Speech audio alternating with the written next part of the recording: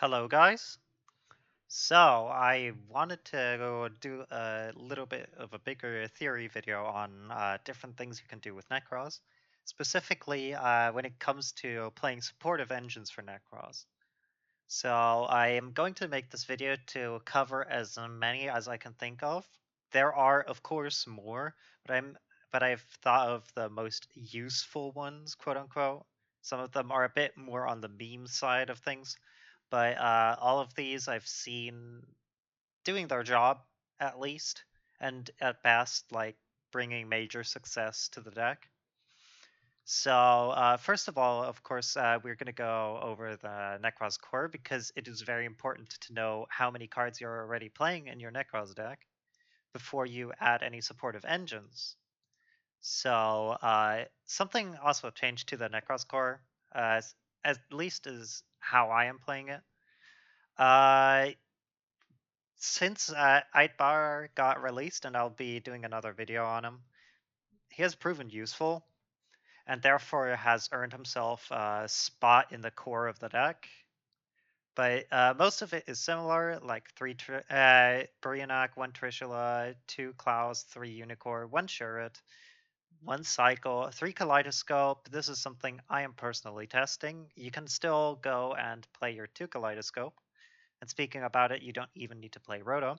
So if you want to minimize the engine, you can play it like this. But if you really want to have success in this format, I think playing 3 Kaleidoscope is pretty important because you need to deal with Droll. And the best way you can deal with Droll is have a hand that doesn't even need to search. Your Necros of Unicorn plus Kaleidoscope. And also Kaleidoscope feels best when you have to tribute Shuret from hand to special something from hand. So this is the main core, 18 to 20 cards. If you want to cut a unicorn, we can go down to 17. But all in all, that is like the main core for when you want to play specifically Necros. So now let's go over our different support engines. The first engine is the most well-known, which is Manju Senju. Why do we play those? Because they search our cards in our engine. And searching our cards in our engine, of course, is pretty nice. It makes our main strategy more consistent. But the issue is they do not help you play through negates because the pivots of the negates are on the side of Nekroz's core, which is like your ritual spells, your monsters, etc., etc. And playing a Manjo only helps a little bit playing through stuff like Ash, maybe. But it does not help you play through Droll. It does not help you play through multiple negations. Um, but it also gives you another option, which is to go for rank 4s, which are like Baguska or Silent Honor Arc into Crash into Zeus, which is a good option to clear boards. So this is, of course, the most obvious engine. Let's go to the next one. This is one that has not been released yet and has a lot of options. Diviner of the Herald is coming in the next main set. And she is a tuner, first of all, and she sends a fairy from your deck or extra deck to graveyard, and then increases its level. This allows a lot of funny plays. For example, you can send with this a Herald of the Arclight to make this level 6, search a Brionac search Klaus search Cycle, and then you can cycle for the Diviner and then activate its second effect, which is you can special summon one level 2 or lower fairy from your hand or deck, except Diviner of the Heralds. So you would need to play a brick for this, but it can still be worth it, as it can do a couple of nice things, like I'll explain in a second. Also, what you can do is, because this becomes level 6 and is a tuner, and you have a Brionac on field, which is a non-tuner, if you decide to tribute something different for a Brionac, or like if you want to Kaleido Brionac, you then get to use Diviner of the Herald and Brionac to make Ultimaya Zolkin. And if you set any card, let's say a ritual spell, you get to use Ultimaya Sulkin to summon Crystal Wing, which is a pretty nice way to get at least one interruption out. Well, if we want to use this tribute effect, we have two good options. One of them is Herald of the Orange Light, which lets you go into, with Brionac and Orange Light, into Synchro 8 if you want to. Or you can directly go into Halka-Fibrax, which then goes into Daskbot, into Mecha Phantom Beast Coldwing, into Auroradon, into Burr. Um, this is a very this unfortunately requires you to play a hard brick and a soft brick and two soft bricks. But if you want to get a lot of power out of your Nekroz deck, feel free to play this engine. Another funny thing you can do is you can use Diviner of the Heralds to go into Valkyrie Zexta, and which then can mill the top two cards from your opponent's deck, which can be something good, but also something bad, depending on what your opponent plays. But game one, it can give you information on your opponent's deck, which allows you to build your board as you please. And then you can go into Valkyrie Fünfte, which can send a spell or trap from your deck to the graveyard. And if you send a spell or trap to the graveyard, there is a specific option that is really nice, which is Incantation Inception, together with the Incantation Engine, because this is a +2, and you're already getting a +1 off of tributing this, because this summons this. And this gives you a lot of power fodder to do a couple of plays, and should usually result in an extra ritual summon just by tributing your Diviner of the Herald. So keep that in mind if you want to try around with that and you still like your incantations, but don't want to go down this Halka-Fibrax route. Of course, this again requires you to play a lot of bricks because you're playing the incantations. Speaking about incantations, the next engine that I would like to cover is, of course, the incantations. And the incantations have a couple of positives and negatives. The positives are that they offer a lot of tribute fodder, and Chalice Slime is all in all a great Omni Searcher, and their ritual spell is a +2 every turn, which is awesome. As long as you have incantations in deck, you can recycle over and over. And because it's good tribute fodder, you can also go for a Cyber Angel Benton plus Vanity's Ruler approach. Or if you want to play a little bit more combo heavy, you can play the Gale Dogra plus Archula Christia plus Herald. Gale Dogra is all in all a double diviner, so keep that in mind. It costs 6,000 life points to do it, so it kind of is bad, but at least it cannot be ashed. Or it can be ashed, but it doesn't hurt as much. If this is Valor, though, this hurts. Then, of course, you have a lot of extra deck requirements if you play this, but Triple Herald should be mandatory. Okay, so now let's go over to the Drytrons. Drytron is overall very well known to be probably the best ritual supportive engine in the game. But unfortunately, it also has a lot of a big drawback, which is that it does not work as normal ritual decks, but it tributes by attack. And unfortunately, the only Nekroz ritual monster that has less than 2,000 attack is Clausulus, and it has 1,200 attack, which makes it really weird to play. So I also have to consider that you will have to play Mubeta Fafnir, which solves the problem, a couple of problems with playing this as a supportive engine to Nekroz. The real good positive of this is it does not lock you out of the extra deck like the incantations do, but it unfortunately also locks you out of playing cards that special summon themselves that can also be normal summoned. Mainly speaking of Gamma and Driver, because Gamma and Driver are your best friends when it comes to negating Droll. And overall, you get a lot of power out of the deck. You get a lot of like stupid amounts of follow-up. If you tribute something from hand or field to special summon a Drytron from grave, you're making a plus, which is already really decent. And this is basically always the case if you go into the grind game. You can also, of course, play Delta, which gives you a draw option. Everything pretty nice. So let's get into the more exotic stuff. So this is my personal favorite engine, the lefty-righty driver engine. I carried myself to 900 rating just playing this engine. There are a couple of other options to this engine, but this engine is the best at being consistent, if I could say so. So you're wondering what does this do, and why this is like the only supportive stuff that I'm playing for in the extra deck usually. And what it does is it special summons righty normal summon specials lefty driver from anywhere, from grave, field, hand, or deck. And then lefty driver activates, which makes itself level 3. And because you can now go into a Synchro 4, you are going to Herald of the Arclight. So now you're wondering, this sucks. Why are you not going to Hauka Fibrax into Burr?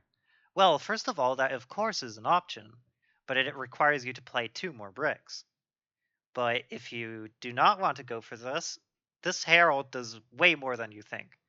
Herald has a couple of neat properties that allow you to basically counterplay almost any single interaction in the game.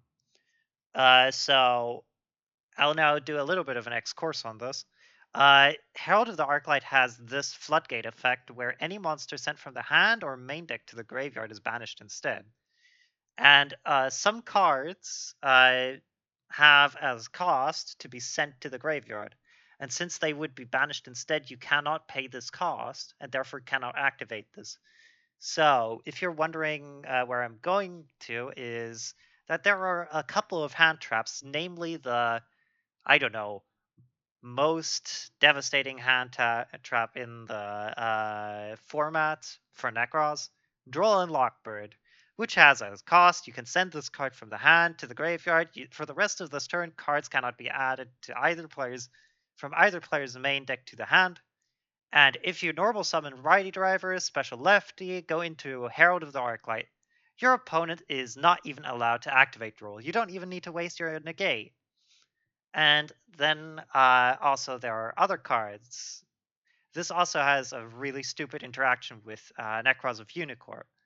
So because Herald of the Arclight has this negation effect, it's pretty valuable. But you're wondering, how can you activate this when you control a Nekroz of Unicorn? Well, you can activate it like normal, and it will actually resolve, even though it is an extra deck summon monster. Because it leaves the field as cost, and therefore is no longer affected by Unicorn.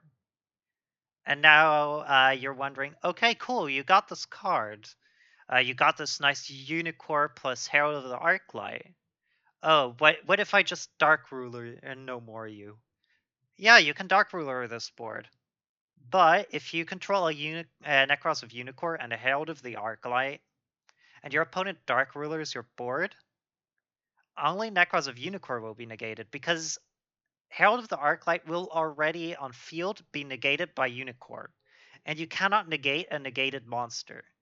And after resolution of Dark Ruler no more, Unicorn will be negated, no longer negating the Herald of the Arclight, which couldn't be negated in the first place by Dark Ruler no more, and therefore you have this floodgate effect still going through, and this spell trap negation effect still being active.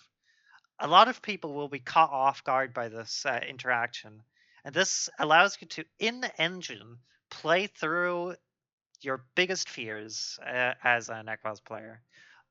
So, and of course, we also have a couple of other options to substitute for this engine. If you want to play the desk bots, feel free, but I do not. This allows you to less costly go into Hauka Fibrax and go for a bigger Mecha Phantom Beast combo. Of course, Mecha Phantom Beast combo is really nice because it does a lot. It produces a big board, a lot of pluses, but at the cost of literally dying to every hand trap and like baiting into Nibiru. While this plays around Nibiru because it leaves you a negate, and then you can play your deck normally. Another other option for going for this Herald play or for this Crystron Hauka Fibrax Aurorodon play is to play the Deep Sea engine.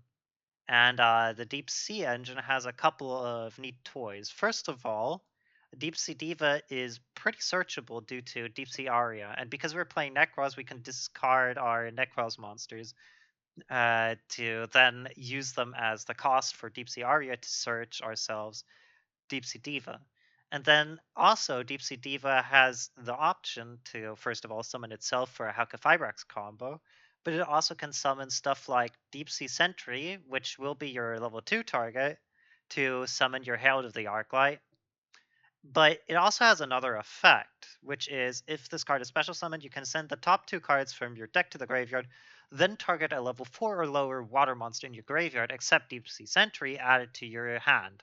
So if you, for example, go Breenac, search Klaus, Klaus search Kaleido, and then you go normal summon Deep Sea Diva, special Deep Sea Sentry, and you activate the effect of Deep Sea Sentry to send 2, and you don't even hit a water monster there, you can still add back the Klausulas from your graveyard. So keep that in mind. Alternatively, if you want another Shuret, you can also special Gishki Vision, which allows you, if you ritual summon exactly one water monster that requires the use of monsters with a card effect, you can use this as a Shuret. And technically, you can also discard this to search a Gishki ritual monster, so keep that also in mind. And since it's level 2, it of course is another viable Herald of the Arclight option. But of course, you can also ritual summon literally anything while you control this, so you can do a couple of other funny plays.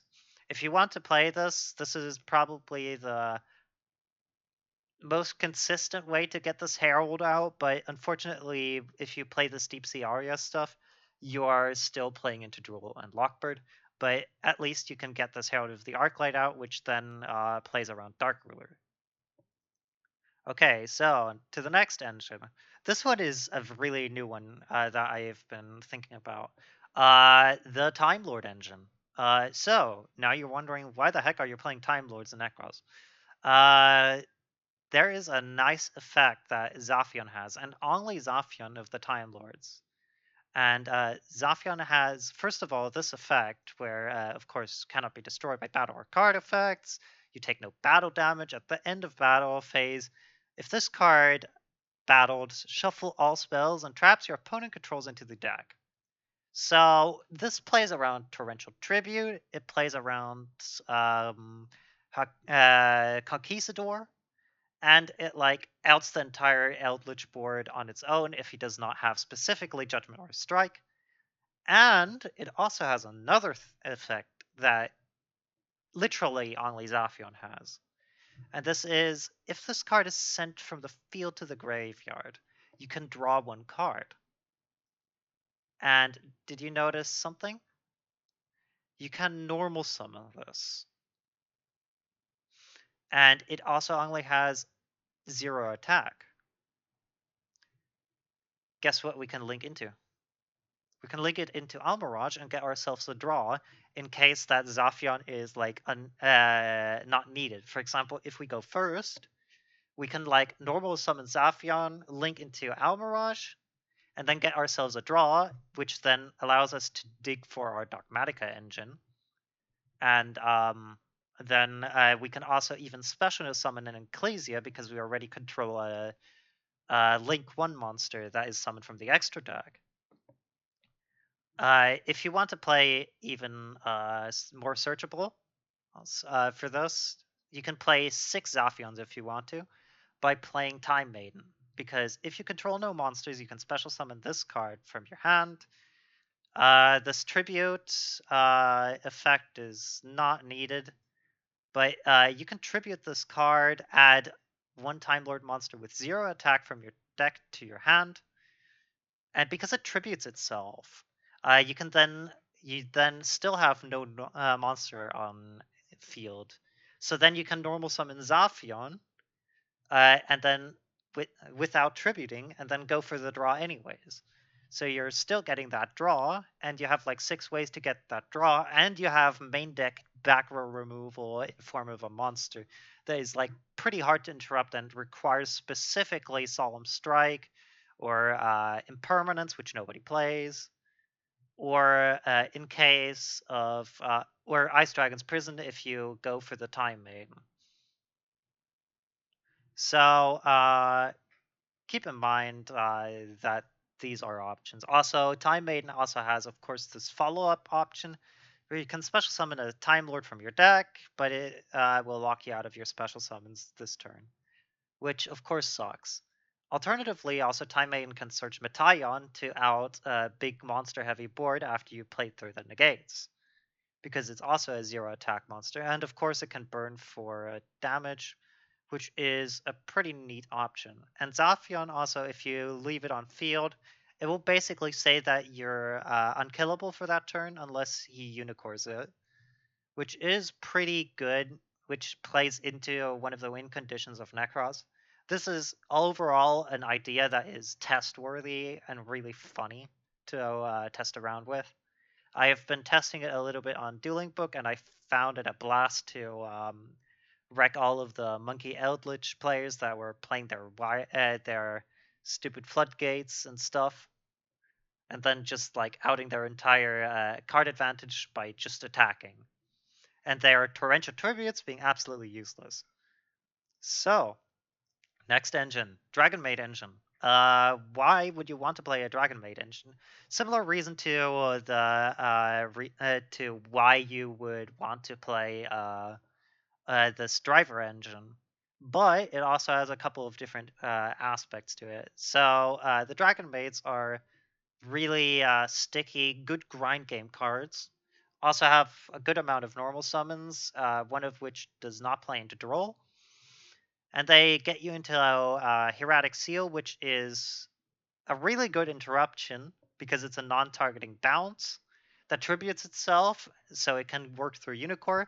It can do the Unicore interaction with Dark Ruler, so that this cannot be negated by Dark Ruler. And then you also, of course, have the option of tidying.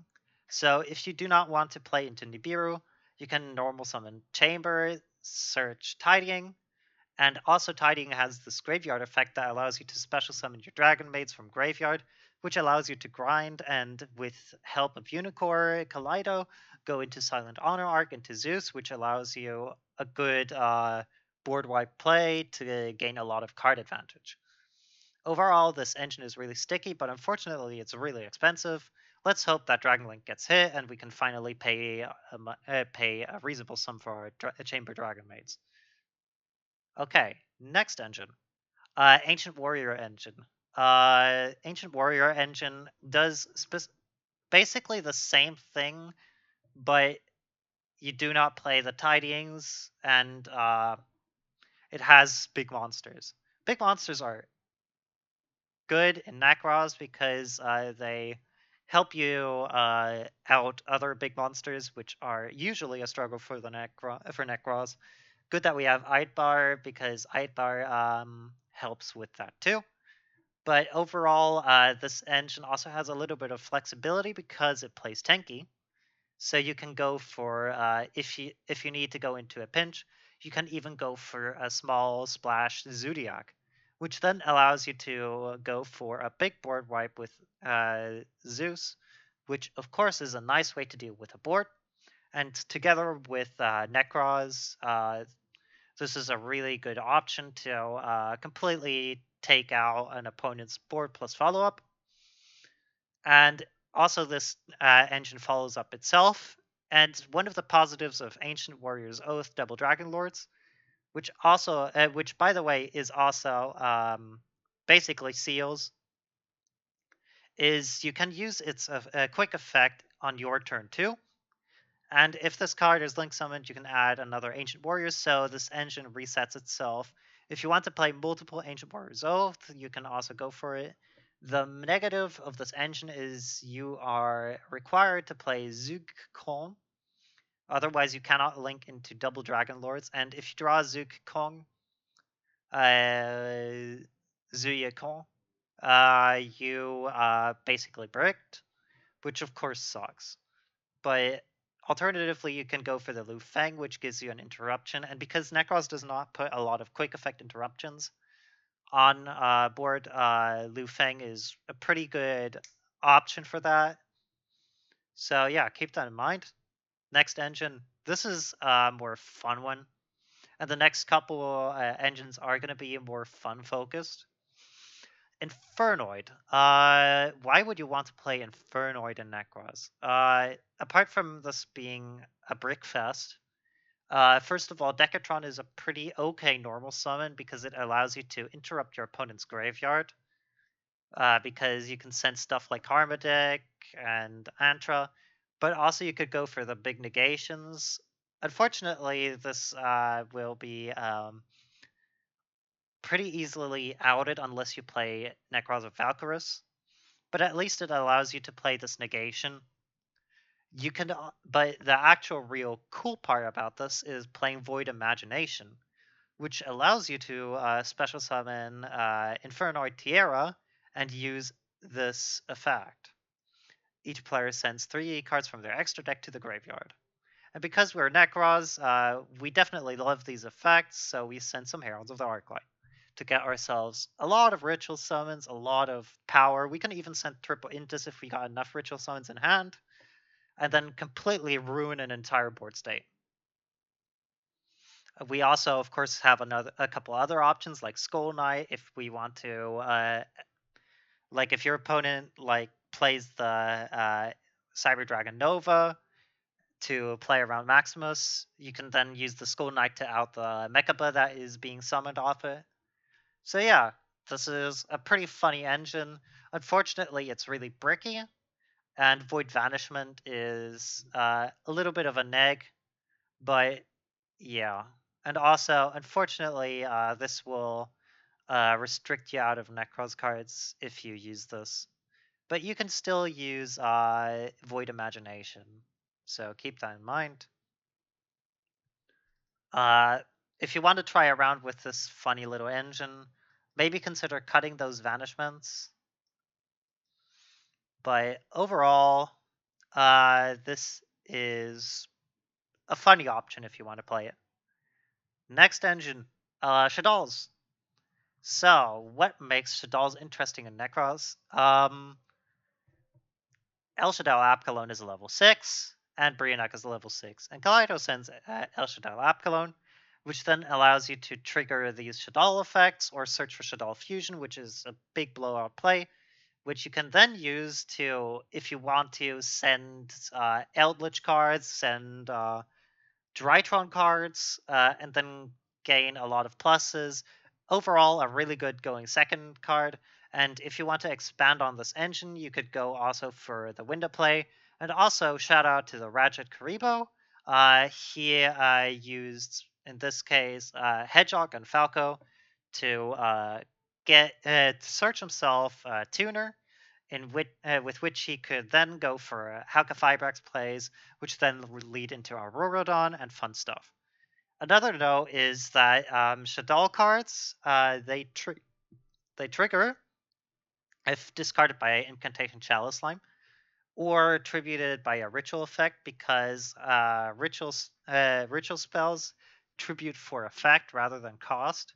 And if you do something like cycle, summon back not a Breenak, summon back Unicorn from grave, and you tribute a Shadowed Dragon, the Shadowed Dragon can actually use its effect to destroy one spell or trap on the field. Or if you want to send a Skomata, you can use that. Or Ariel, you can use too. So those are options. And of course, it has this synergy with Punishment and a Nadir, which is, of course, also a very neat option.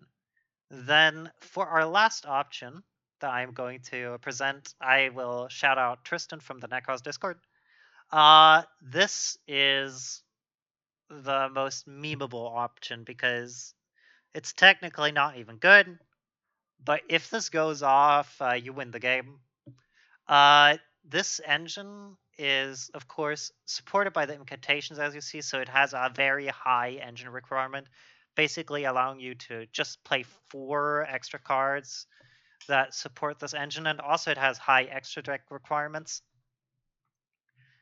So what does this engine do? It's the Monarch engine, and basically you want to use it in combination with incantations and Cyber Angel Benton to search yourself ether, which will then dump a Pantheism and Monarch Stormforth to the graveyard to search yourself,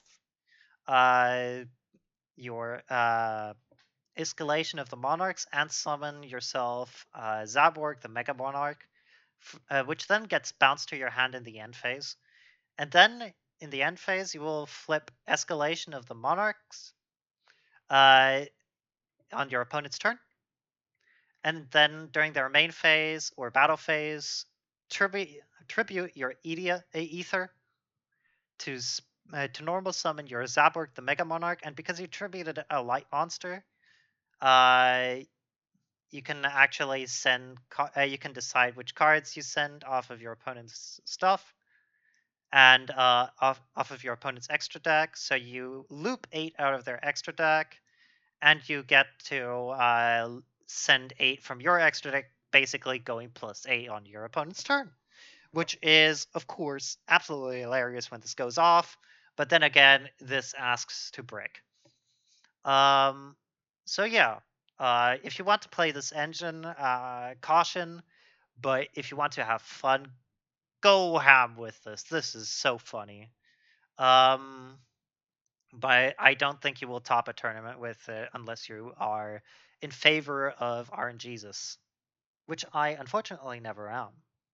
So this covers all the Nekroz engines that I want to cover. There are plenty more that you can play, but these are like the main ones. Also, one note to this engine is if you want to play Evagishki Gust Kraken, you can even use this as a searchable target for Monarch for the Monarch Searcher. Tenacity of the Monarchs specifically, because it is a 2400 1000, and it is searchable off of Talismandra, off of Prep, and it's also a level 6, so keep that in mind. These are all options that you can do, and overall it's a hilarious, absolutely hilarious engine that you can play if you want to have fun at locals. So I hope you guys enjoyed this video. This was mostly freestyled, but I wanted to give you inspirations for deck building and consider your options. If you want to know my favorites are it is this lefty righty engine, because it has high success rate for me at the cost of playing 1 brick, and opening this plus your 2 other engines is basically game. Then also the Timelord Engine I like a lot personally, because it deals with the worst matchup in the entire format for you. And then I also like the Dragon Maid Engine, and I find the Stall Engine also really cool. So, I wish you a good day. If you have any ideas on what topics I could go over with Nekroz, feel free to leave a comment. I read through every comment and try to respond to them. See ya.